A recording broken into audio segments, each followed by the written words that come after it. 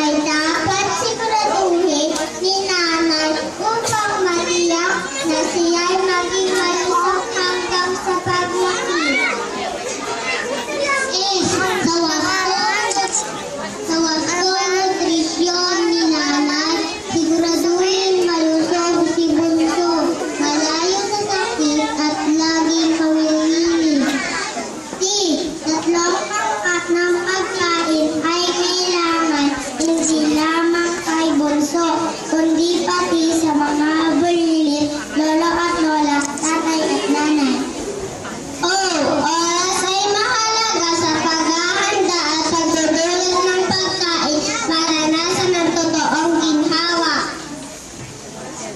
Nakakabusog at nakakatulong sa paglaki ang dapat kainitan hindi ang chichila ng unti-unting nutrisyon at tulong sa pananggalang sa sakit at infeksyon. G. Gatang salita ay masustansya. Ito ay kailangan masanggol na lumaki, kalasog at kaaya-aya.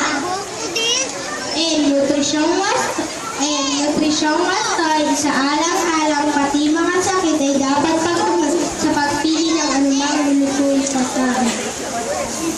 Yung galiging nagahan ay mabigat kaysa sa kalilang sakuna upang maiwasan ang mahinang katawan.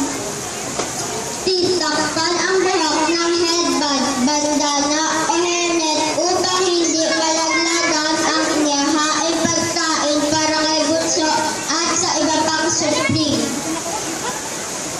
Relos, porcelas at tiksik ay tanggalin habang nagluluto ng pagkain at maghugas ng kamay bago at pagkatapos kumain. Tigdang sariwa, mapupula ang hasang, malinaw ang mata, nakakapit ang kaliskis, matigas at walang kasamang amoy, iyon ang tama sa pagpili ng isda. Sariwang prutas at gulay, iyan ang dapat madalas inahanda ng nanay. Sundan niya ang dapat isipin kung naghahanda ng pagkain. Why? Yaman